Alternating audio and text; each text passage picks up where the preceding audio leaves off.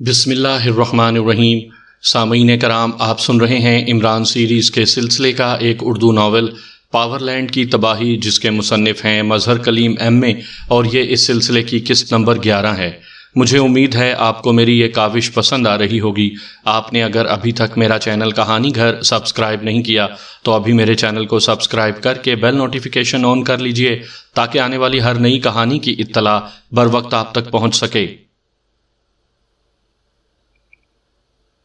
تنویر دروازہ کھول کر جیسے ہی باتھ روم میں داخل ہوا، وہ یک لخت ٹھٹک کر رک گیا۔ اسے باتھ روم کی سائیڈ کھڑکی سے کسی آدمی کا سایہ سا محسوس ہوا۔ باقی ممبر کمرے میں بیٹھے باتوں میں مصروف تھے۔ تنویر نے آہستہ سے دروازہ بند کیا اور پھر قدرے جھک کر وہ کھڑکی کے سامنے سے گزر کر دوسری سائیڈ پر آیا اور اس نے آہستہ سے ہاتھ اٹھا کر معکوسی انداز میں نصب کھڑکی کو ہاتھ سے دبا کر ذرا سا کھول دیا اور پھر اونچا اٹھ کر اس میں سے پیدا ہونے والی درز سے باہر دیکھنے لگا۔ باہر ایک راہداری سی بنی ہوئی تھی جس میں دیوار کے ساتھ ایک آدمی چمٹا ہوا تھا، جبکہ دوسرا ذرا پیچھے کی طرف ہٹ کر کھڑا تھا۔ دوسرے آدمی کے پاس فرش پر ایک گول بڑا سا ڈبہ رکھا ہوا تھا جس میں سے تار نکل کر دیوار کی طرف جا رہی تھی۔ اس ڈبے کو دیکھتے ہی تنویر سمجھ گیا کہ یہ گیس کا ڈبہ ہے، بالکل ایسا ہی جیسا کہ ریفریجریٹر میں گیس بھرنے کے لیے گول ڈبے آتے ہیں۔ بس ٹھیک ہے، اب اسے جلدی سے پریس کر دو، فوراً جلدی کرو، پیچھے کھڑے ہوئے آدمی نے تیز آواز لیکن دبے ہوئے لہجے میں کہا، اور اب تنویر نے اس پیچھے کھڑے ہوئے آدمی کو پہچان لیا تھا۔ یہ ہوٹل کا مینیجر لیگزی تھا۔ وہ ایم لینڈ کے بنجر علاقے سے پیدل چلتے ہوئے ابھی تھوڑی دیر پہلے کرام سٹی پہنچے تھے۔ خاصا بڑا اور جدید قسم کا قصبہ تھا۔ سپر ہوٹل خاصا شاندار تھا، اس لیے عمران نے اس میں ٹھہرنے کا فیصلہ کیا تھا۔ 2 کمرے ہائر کیے گئے تھے، ایک چھوٹا اور ایک بڑا۔ چھوٹا کمرہ جولیا کے لیے اور بڑا باقی چاروں کے لیے، لیکن اس وقت وہ سب بڑے کمرے میں جمع تھے اور کل صبح مشن کے لیے بات چیت کر رہے تھے کہ تنویر کو باتھ روم کی حاجت ہوئی اور تنویر باتھ روم میں آ گیا تھا۔ ہو گیا، ٹھیک ہے، بس کافی ہے، زیادہ نہ کرو ورنہ مر جائیں گے، لیگزی کی آواز دوبارہ سنائی دی، اور پھر چند لمحوں بعد دیوار کے ساتھ چمٹا ہوا آدمی پیچھے ہٹا اور اس کے بعد اس نے ڈبے کو ہینڈل سے پکڑ کر اٹھایا اور تیزی سے دوسری طرف کو بڑھ گئے۔ تنویر آگے بڑھا اور اس نے سانس روک کر ذرا سا دروازہ کھولا تو کمرے میں بیٹھے ہوئے سب افراد کی گردنیں ڈھلکی ہوئی تھیں۔ اس نے دروازہ بند کیا اور واپس کھڑکی کی طرف آیا۔ اس نے جلدی سے کھڑکی کے پٹ کو باہر راہداری کی طرف دھکیلا تو کھڑکی آدھی سے کچھ زیادہ کھل گئی۔ گو خلا اتنا زیادہ نہ تھا کہ تنویر آسانی سے باہر نکل جاتا، لیکن پھر بھی کوشش کی جا سکتی تھی۔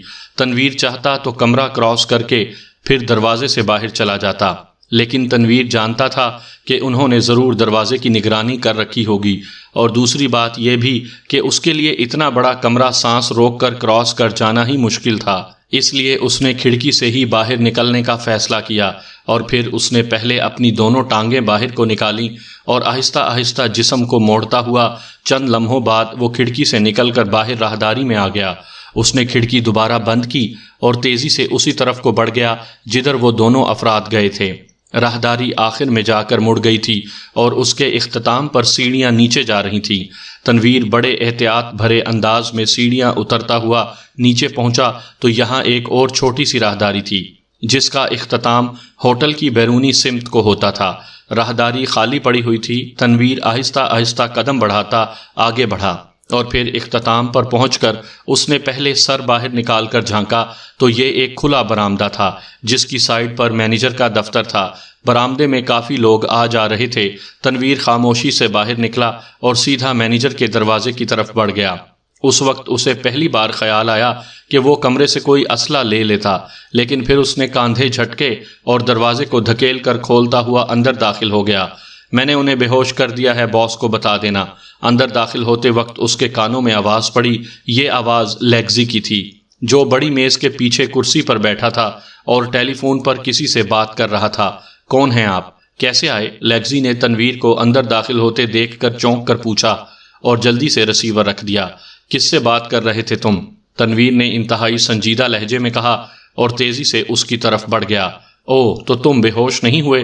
لیگزی نے بوکھلا کر کہا اور جلدی سے جیب کی طرف ہاتھ بڑھایا۔ وہ شاید اب تنویر کو پہچان چکا تھا، اور پھر اس سے پہلے کہ اس کا ہاتھ جیب سے باہر آتا، تنویر جو میز کے قریب پہنچ چکا تھا، اس نے یک لخت میز کو دونوں ہاتھوں سے اٹھا کر لیگزی پر اچھال دیا۔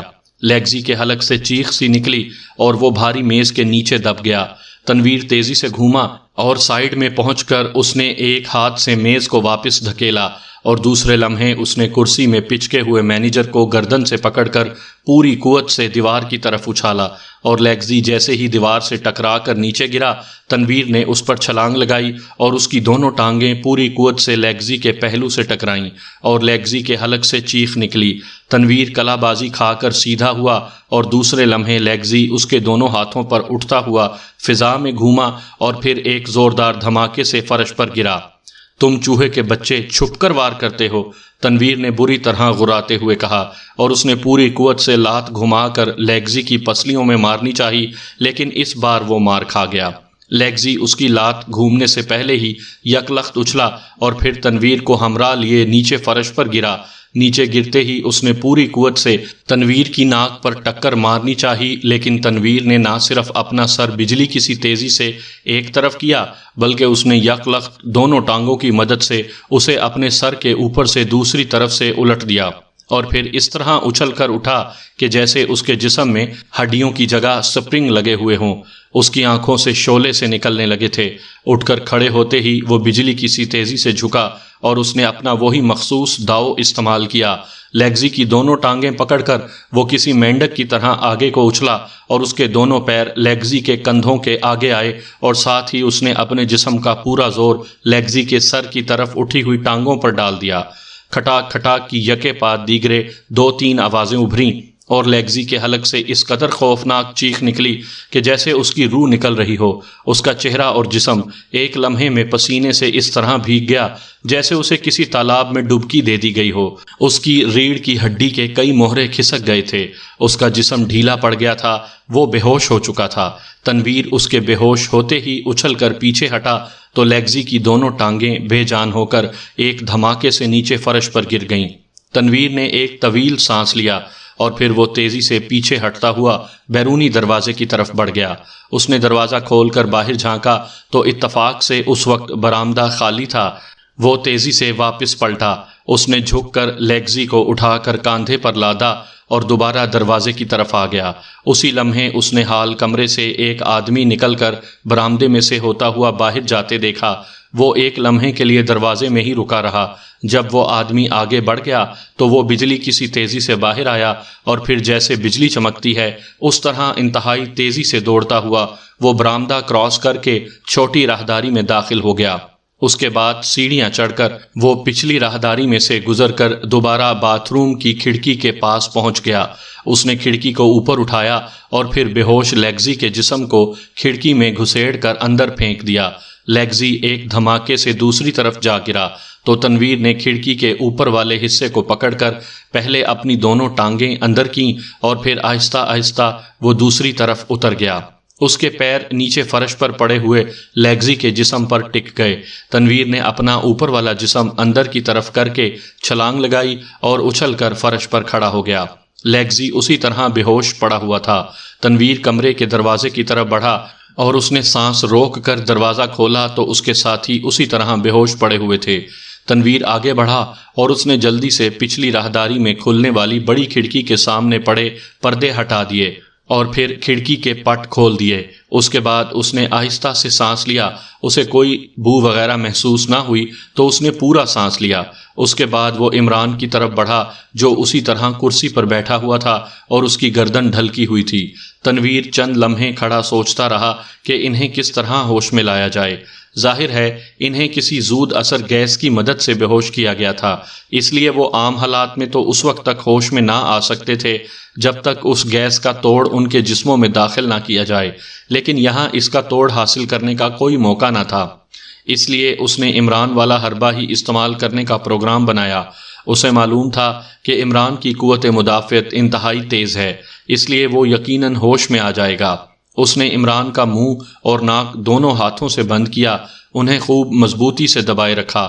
کافی دیر تک تو عمران کے جسم میں حرکت پیدا نہ ہوئی، اور اسی لمحے جب تنویر ہاتھ ہٹانا چاہتا تھا اس نے عمران کے جسم میں ہلکی سی حرکت محسوس کی تو اس نے اور زیادہ زور سے دبا دیا۔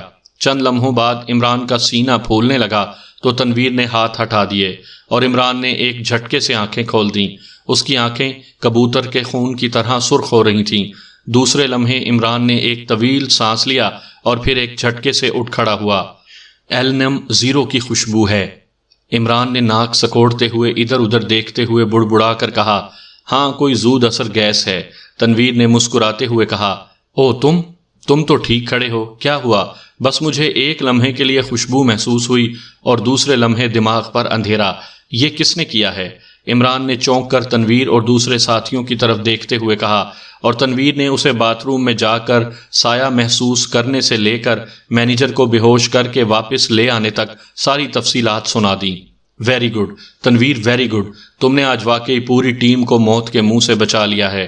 میں اس مینیجر لیگزی کو دیکھتا ہوں، تم باتھ روم سے پانی لے کر ان سب کے حلق میں ٹپکاؤ۔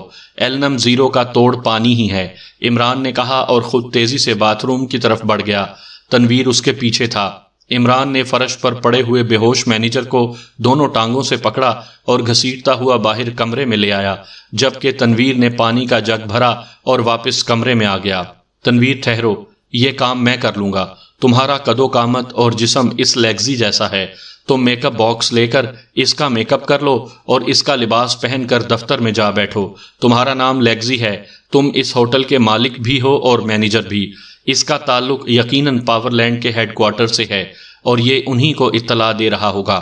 لازماً اس کے پاس کوئی پہنچے گا، تم اسے یہاں لے آنا، باقی میں سنبھال لوں گا۔ جلدی کرو، جلدی، عمران نے کہا اور آگے بڑھ کر اس کے ہاتھ سے پانی کا جگ لے لیا اور باقی ساتھیوں کے حلق میں پانی ٹپکانے لگا۔ جبکہ تنویر دوڑتا ہوا سامان کی طرف بڑھا، اس نے جلدی سے میک اپ باکس نکالا اور باتھ روم کی طرف بڑھ گیا، اور پھر جب تک باقی سارے ساتھی پوری طرح ہوش میں آتے، تنویر میک اپ کر کے باتھ روم سے باہر آ گیا۔ دیکھیے عمران صاحب ٹھیک ہے، تنویر نے لیگزی کے لہجے میں کہا۔ بالکل ٹھیک ہے، لہجہ اور آواز بھی ٹھیک ہے، اب اس کا لباس اتارو اور جلدی کرو اور سارا کام احتیاط سے کرنا، یہ لوگ خاصے خطرناک ہیں، عمران نے تیز لہجے میں کہا، اور تنویر لیگزی پر جھک گیا اور عمران ہوش میں آتے ہوئے ساتھیوں کو اس واقعے کے بارے میں ہی بریف کرنے میں مصروف تھا۔ گڈ تنویر، گڈ، واقعی تم میں بے پناہ صلاحیتیں ہیں، یہ تو عمران خواہ مخواہ ہر ایک کو پیچھے رکھنے کی کوشش کرتا ہے، جولیا نے تنویر سے مخاطب ہو کر کہا، اور تنویر کا سینہ فخر سے پوری طرح پھول گیا، اس کی آنکھوں میں چمک آ گئی، وہ اب لیگزی کا لباس پہن چکا تھا، جبکہ لیگزی فرش پر صرف انڈر ویئر میں پڑا ہوا تھا۔ اب تم جاؤ، میں کوئی بات ہوئی تو ٹیلی فون پر تم سے کر لوں گا، عمران نے کہا، اور تنویر سر ہلاتا ہوا بیرونی دروازے کی طرف بڑھ گیا۔ اس کا مطلب ہے یہ ہوٹل انتہائی خطرناک ثابت ہو سکتا ہے، صفدر نے تنویر کے جانے کے بعد کہا۔ یہ ہوٹل ہی کیا، پوری کرام سٹی ہی ہمارے لیے خطرناک ہے، لیکن یہ بات میری سمجھ میں نہیں آئی کہ یہ لوگ جیپوں کی تباہی کے بعد دوبارہ ہماری طرف سے مشکوک کیسے ہو گئے۔ بہرحال اب یہ بتائے گا، عمران نے کہا اور فرش پر بے ہوش پڑے لیگزی پر جھک گیا۔ عمران نے اسے ہوش میں لانے کا وہی ریڈی میڈ حربہ دہرایا تو تھوڑی دیر بعد لیگزی ہوش میں آ گیا، اور ہوش میں آتے ہی اس کے حلق سے کراہ سی نکلی۔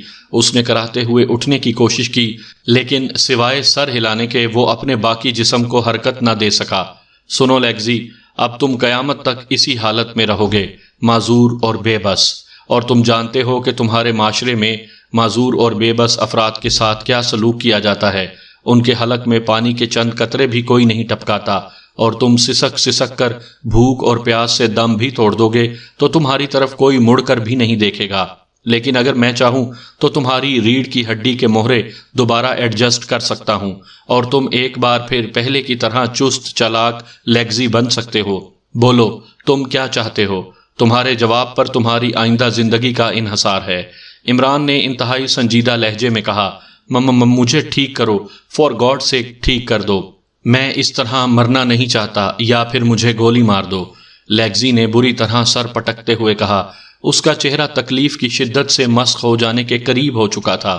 مجھے کیا ضرورت ہے تم پر گولی ضائع کرنے کی، تم ویسے ہی سسک سسک کر مر جاؤ گے، البتہ اگر تم میرے سوالوں کے صحیح جواب دے دو تو میں تمہیں ٹھیک کر سکتا ہوں۔ اور یہ بھی سن لو کہ مجھے تمہاری آنکھوں سے پتہ چل جائے گا کہ تم سچ بول رہے ہو یا جھوٹ، اور جیسے ہی میں نے محسوس کیا کہ تم جھوٹ بول رہے ہو تو میں کوئی بات کیے بغیر یہاں سے چلا جاؤں گا۔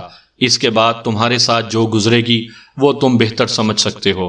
عمران کا لہجہ بے حد سرد تھا۔ میں بتا دوں گا، سب کچھ بتا دوں گا، لیگزی نے بری طرح چیختے ہوئے کہا۔ تو ساری تفصیل بتاؤ کہ تم نے ہمیں بے ہوش کیوں کیا اور تم کسے اطلاع دے رہے تھے، عمران نے کہا، اور جواب میں لیگزی نے باس پیٹرک کی طرف سے چوکنا رہنے کی حکم سے لے کر پیٹرک کو ہیڈ کوارٹر اطلاع کرنے اور پھر باس ہنری کی طرف سے ہدایات ملنے تک ساری تفصیل خود بخود اس طرح بتا دی جس طرح ٹیپ ریکارڈر چل رہا ہو۔ وہ تمہارا باس پیٹرک اب کہاں ہے؟ عمران نے پوچھا۔ وہ ہیڈ کوارٹر سے چل پڑے ہیں، کل ہیڈ کوارٹر کو اسپیشل سپلائی جانی ہے، وہ اس کی نگرانی کے لیے ساتھ جاتے ہیں۔ میں نے ہیڈ کوارٹر باس ہنری کو فون کیا تھا کہ میں نے بے ہوش کر دیا ہے۔ باس ہنری نہیں ملے تھے، اس لیے میں نے ان کے نمبر 2 ہیری کو پیغام دے دیا تھا، لیگزی نے جواب دیا۔ یہ اسپیشل سپلائی کیا ہوتی ہے اور کس طرح جاتی ہے؟ عمران نے پوچھا۔ میں لیگزی تذبذب کا شکار ہو گیا تھا۔ سوچ لو، اگر نہیں بتاؤ گے تو پھر سسکنا تمہارا مقدر بن جائے گا۔ عمران نے فوراً ہی کہا، بتاتا ہوں۔ یہ اسپیشل سپلائی کچھ خام مال اور خوراک کی ہوتی ہے۔ 4 ٹرک مخصوص باڈی کے بنے ہوئے ہیں جو ناراگ فارورڈنگ ایجنسی کے نچلے تہہ خانوں میں کھڑے ہیں۔ یہ اسپیشل سپلائی ہے جو ہیڈ کوارٹر کے اسپیشل گیٹ سے اندر لے جائی جاتی ہے، لیگزی نے بتایا۔ اسی لمحے ٹیلی فون کی گھنٹی بج اٹھی تو عمران نے آگے بڑھ کر ریسیور اٹھا لیا۔ یس عمران اسپیکنگ، عمران نے کہا۔ عمران صاحب، میں تنویر بول رہا ہوں۔ ابھی کسی پیٹرک کا فون آیا ہے، وہ اسپیشل سپلائی کی چیکنگ میں مصروف ہے۔ اس نے کہا ہے کہ وہ آدھے گھنٹے میں پہنچ رہا ہے۔ دوسری طرف سے تنویر نے کہا، ٹھیک ہے، سنو، اگر کسی ہنری کا یا چیف باس کا فون آئے تو اسے کہنا کہ احکامات کے مطابق آنے والوں کو بے ہوش کر کے ان کے میک اپ چیک کیے گئے ہیں، وہ میک اپ میں نہیں ہیں، اور لہجہ انتہائی مؤدبانہ رکھنا، وہ پاور لینڈ کا چیف باس ہے۔ عمران نے اسے ہدایات دیتے ہوئے کہا۔ ٹھیک ہے، میں سمجھ گیا، تنویر نے جواب دیا، اور پیٹرک جیسے ہی آئے تم اسے لے کر یہاں کمرے میں آ جانا۔ ٹھہرو، ہولڈ کرو، میں پیٹرک کا حلیہ پوچھ کر تمہیں بتاتا ہوں، عمران نے کہا اور ریسیور ایک طرف رکھ دیا۔ چونکہ وہ باتیں اردو میں کر رہے تھے اس لیے اسے یقین تھا کہ لیگزی ان کی باتیں نہ سن سکا ہوگا۔ ٹھیک ہے لیگزی، اب آخری سوال کا جواب دے دو، اس کے بعد میں تمہیں ٹھیک کر دیتا ہوں۔ پیٹرک کا حلیہ بھی بتاؤ اور اس کی ہیڈ کوارٹر میں پوزیشن بھی، عمران نے تیز لہجے میں کہا۔ باس پیٹرک پاور لینڈ کا ڈائریکٹر ہے، پہلے باس ترمزی اور باس ہنری ڈائریکٹر تھے اور مادام ایشلے چیئرمین تھی۔ پھر پتہ چلا کہ باس ترمزی اور مادام ایشلے کسی ایکسیڈنٹ میں ہلاک ہو چکے ہیں تو ان کی جگہ باس ہنری چیئرمین بن گئے اور لیڈی ایشلی کی جگہ مادام جیکی کو ڈائریکٹر بنا دیا گیا، اور باس ترمزی کی جگہ ان کے گروپ کے آدمی باس پیٹرک کو ڈائریکٹر بنا دیا گیا۔ کل یہ بھی اطلاع ملی ہے کہ مادام جیکی بھی کسی ہوائی حادثے میں ہلاک ہو گئی ہے۔ اس بار لیگزی نے پوری تفصیل بتاتے ہوئے کہا، اور ساتھ ہی اس نے پیٹرک کا حلیہ بھی بتا دیا۔ یہ پیٹرک ہیڈ کوارٹر میں رہتا ہے؟ عمران نے پوچھا۔ ہاں، وہ 0 ونگ کا انچارج ہے، سپلائی ونگ بھی اسے کہتے ہیں، کرام سٹی کا چارج بھی اس کے پاس ہے، لیگزی نے جواب دیا۔ ٹھیک ہے، عمران نے اطمینان بھرے انداز میں سر ہلاتے ہوئے کہا اور مڑ کر دوبارہ ریسیور اٹھایا اور تنویر کو پیٹرک کا حلیہ بتا کر ریسیور رکھ دیا۔ مجھے ٹھیک کر دو، فار گاڈ سیک ٹھیک کر دو، تم جس طرح کہو گے میں ویسا ہی کروں گا، لیگزی نے اس بار گھگھائے ہوئے لہجے میں کہا۔ عمران نے سر ہلاتے ہوئے اسے منہ کے بل الٹا کیا، پھر اس کی دونوں ٹانگیں اوپر کو اٹھا کر اس نے اپنی دونوں ٹانگیں اس کے کندھوں کے آگے رکھیں اور مخصوص انداز میں اس کی دونوں ٹانگوں کو نیچے کی طرف زور سے دبایا۔ دوسرے لمحے لیگزی کے حلق سے چیخ نکلی اور ساتھ ہی کھٹاک کھٹاک کی آوازیں سنائی دیں، اور اس کے ساتھ ہی لیگزی کے جسم میں یکلخت حرکت سی آ گئی۔ عمران اچھل کر پیچھے ہٹ گیا، لیگزی کراہتا ہوا پلٹا اور پھر اچھل کر کھڑا ہوا۔ دوسرے لمحے اس کا ہاتھ جیسے ہی سیدھا ہوا اس کے ہاتھ میں ریوالور موجود تھا، وہ اس نے پلٹ کر سیدھا ہوتے وقت نکال لیا تھا۔ اپنے ہاتھ اٹھا لو، اب میں دیکھتا ہوں تم بچ کر کیسے جاتے ہو، لیگزی نے غراتے ہوئے کہا۔ وہ جس سچویشن میں کھڑا تھا وہ سچویشن ایسی تھی کہ اگر وہ چاہتا تو عمران سمیت سب کو گولی مار سکتا تھا۔ واہ! اسے کہتے ہیں نہلے پر دہلا۔ عمران نے مسکراتے ہوئے کہا اور اپنے دونوں ہاتھ سر کی طرف لے جانے لگا۔ لیگزی کا اٹھا ہوا ہاتھ عمران کا ہاتھ اٹھتے دیکھ کر قدرے ڈھیلا ہوا اور عمران نے اسی لمحے سے فائدہ اٹھایا۔ وہ ہاتھ اٹھاتے اٹھاتے یک لخت اچھلا اور اس کی فلائنگ کک پوری قوت سے لیگزی کے سینے پر پڑی اور لیگزی ایک زوردار چیخ مار کر کمرے کی پچھلی دیوار سے جا ٹکرایا۔ ریوالور اس کے ہاتھ سے نکل کر دور جا گرا، جسے فوراً ہی صفدر نے کیچ کر لیا۔ عمران قلع بازی کھا کر سیدھا ہوا، مگر لیگزی دیوار سے ٹکرا کر نیچے گرا تو پھر اٹھ نہ سکا۔ صرف چند لمحوں کے لیے اس کا جسم تڑپا، پھر اس کے حلق سے اور ناک سے خون کا فوارہ نکلا اور اس کے ساتھ ہی اس کے ہاتھ پیر سیدھے ہو گئے۔ عمران کی زوردار ضرب نے اس کا سینہ توڑ کر دل پھاڑ دیا تھا۔ احمق آدمی، عمران نے بڑبڑاتے ہوئے کہا، اور پھر اس نے کیپٹن شکیل سے کہا کہ وہ اسے اٹھا کر غسل خانے میں پھینک دے۔ کیپٹن شکیل لیگزی کی لاش کو اندر چھوڑ کر باہر آیا ہی تھا کہ دروازے کے باہر قدموں کی آواز ابھری اور عمران نے ہاتھ اٹھا کر ان سب کو تیزی سے دیوار کے ساتھ لگ جانے کا اشارہ کیا اور خود اچھل کر دروازے کے پٹ سے لگ گیا۔ دوسرے لمحے دروازہ باہر سے کھلا اور پھر ایک آدمی اندر داخل ہوا۔ تنویر لیگزی کے میک اپ میں اس کے پیچھے تھا۔ جیسے ہی وہ آدمی اندر داخل ہوا، عمران کا ہاتھ بجلی کی سی تیزی سے حرکت میں آیا اور اندر آنے والے کی کن پٹی پر ایک پٹاخہ سا چھوٹا اور وہ آدمی لہراتا ہوا نیچے فرش پر جا گرا۔ حلیے اور شکل و صورت سے وہ پیٹرک تھا اور پاور لینڈ کا ڈائریکٹر۔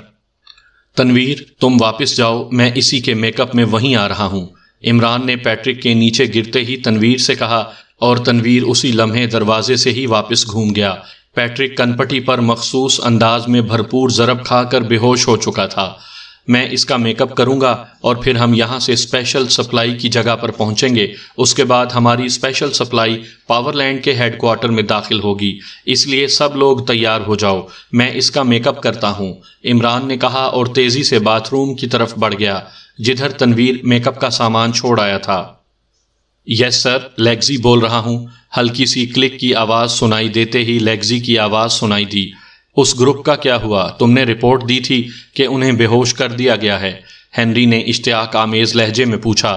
یس سر، میں نے انہیں بے ہوش کر دیا تھا، پھر ان کا میک اپ چیک کیا گیا، وہ میک اپ میں نہ تھے جناب، باس پیٹرک نے خود ہی انہیں چیک کیا ہے، وہ بھی اس وقت میرے پاس موجود ہیں، لیگزی نے مؤدبانہ لہجے میں جواب دیا۔ اچھا، بات کرواؤ، ہنری نے قدرے مطمئن لہجے میں کہا۔ یس، پیٹرک بول رہا ہوں باس۔ چند لمحوں بعد پیٹرک کی آواز ریسیور پر ابھری۔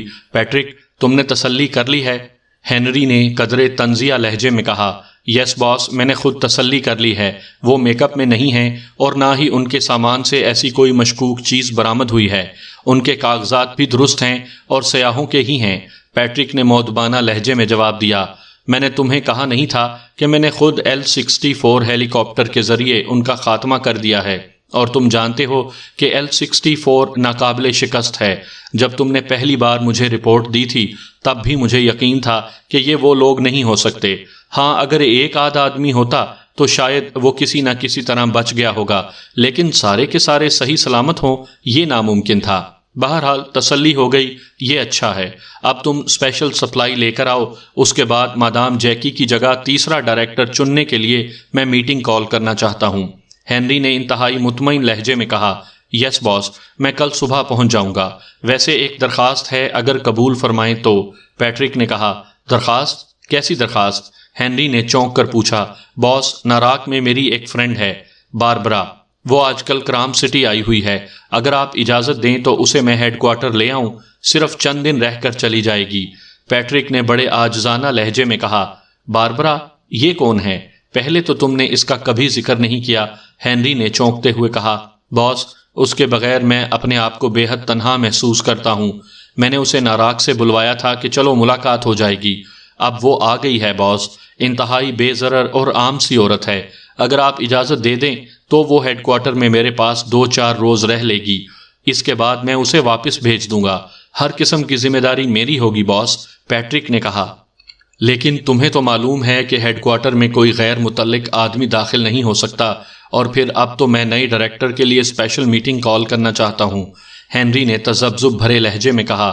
باس، وہ مین ہیڈ کوارٹر میں تو نہیں آئے گی، صرف زیرو ونگ میں میرے پاس ہی رہے گی، آپ یقین کریں وہ بالکل عام سی عورت ہے، اس کا زیر زمین دنیا سے قطعاً کوئی تعلق نہیں. میں نے بھی اسے صرف اتنا بتایا ہوا ہے کہ میں یہاں ایک لیبارٹری میں ملازم ہوں اور بس.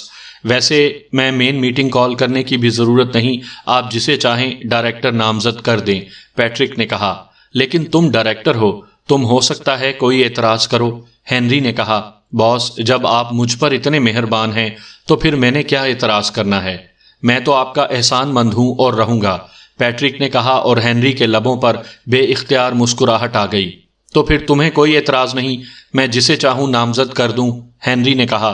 بالکل باس، بالکل، آپ مالک مختار ہیں، پیٹرک نے فوراً جواب دیا. جیکولین کو جانتے ہو؟ ووڈ لینڈ کی جیکولین، ہنری نے مسکراتے ہوئے پوچھا. یس باس، اچھی طرح جانتا ہوں، پیٹرک نے کہا. اگر میں اسے نامزد کر دوں تب؟ سوچ لو، وہ تمہاری مخالف رہی ہے، ہنری نے کہا. ٹھیک ہے باس، مجھے کوئی اعتراض نہیں ہے. جب آپ مجھ پر احسان کر رہے ہیں تو میں کیا اعتراض کر سکتا ہوں، پیٹرک نے جواب دیا. اوکے ٹھیک ہے، اب میری تسلی ہو گئی ہے. اب میٹنگ کی ضرورت نہیں، اور تم بے شک اپنی باربرا کو لے آؤ یہاں. اسے ایک ہفتہ رکھو، مہینہ رکھو، چاہے ساری عمر کے لیے رکھو، مجھے کوئی اعتراض نہیں. میں اسپیشل کمپیوٹر کو ہدایات جاری کر دوں گا، ہنری نے مسکراتے ہوئے جواب دیا. Thank you boss, thank you, Patrick نے خوش ہوتے ہوئے جواب دیا. اوکے، ہنری نے مسکراتے ہوئے کہا اور رسیور رکھ دیا. اس کے چہرے پر گہرے اطمینان کے آثار نمایاں تھے، کیونکہ جیکی کی طرح جیکولین بھی ہنری کی پرانی دوست تھی. وہ اکٹھے ہی جرائم کی دنیا میں آئے تھے اور پھر طویل عرصے تک اکٹھے رہے تھے. اس کے بعد جیکولین ترمزی کی طرف جھک گئی اور ہنری کا اس سے جھگڑا ہو گیا، لیکن بعد ازاں ان کی صلح ہو گئی.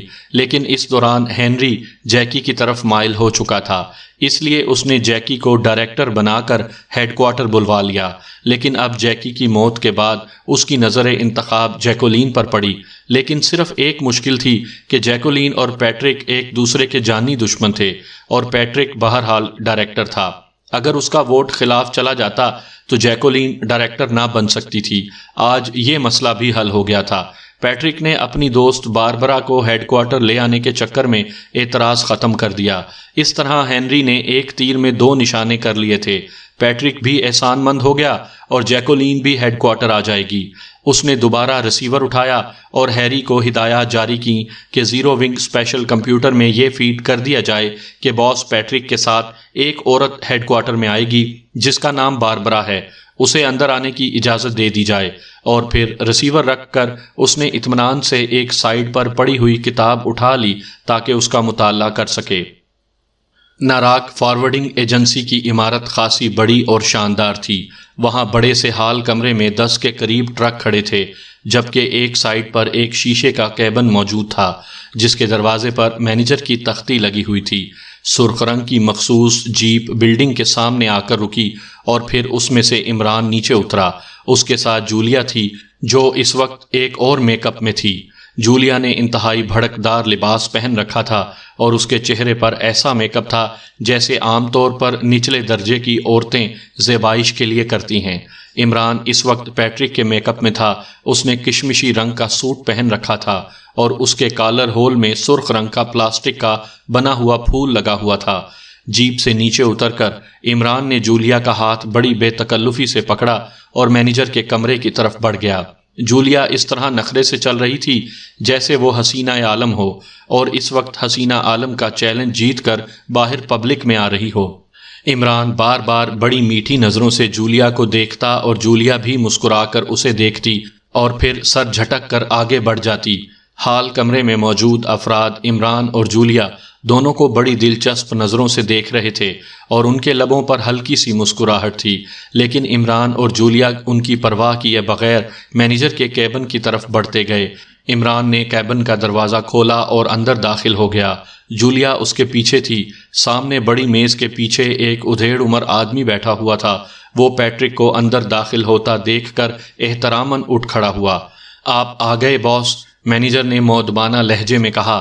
ہاں، یہ ہماری دوست باربرا ہے، یہ بھی ہمارے ساتھ ہیڈ کوارٹر جائے گی، عمران نے بڑے نخوت بھرے انداز میں کہا.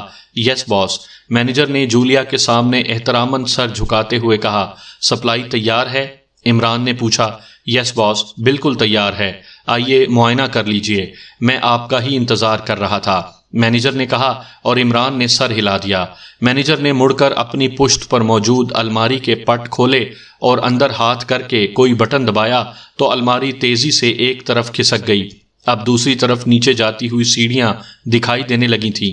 آئیے باس، مینیجر نے ایک طرف ہٹتے ہوئے کہا، تم چلو، میں اور باربرا اکٹھے تمہارے پیچھے آئیں گے، عمران نے کہا، اور مینیجر نے ایک لمحے کے لیے حیرت بھرے انداز میں عمران کو دیکھا، پھر کندھے جھٹک کر سیڑھیاں اترنے لگا۔ عمران اور جولیا اس کے پیچھے سیڑھیاں اترنے لگے۔ سیڑھیوں کے اختتام پر ٹھوس دیوار تھی۔ مینیجر نے آخری سیڑھی کے دائیں کونے میں مخصوص انداز میں پیر مارا تو دیوار درمیان سے پھٹ کر دونوں سائیڈوں میں سمٹ گئی اور وہ اسے کراس کر کے آگے بڑھ گئے۔ یہ ایک بہت بڑا ہال کمرہ تھا جس میں آگے پیچھے بڑے بڑے بند باڈی کے 4 ٹرک کھڑے تھے۔ ٹرکوں پر گہرا زرد رنگ کیا گیا تھا۔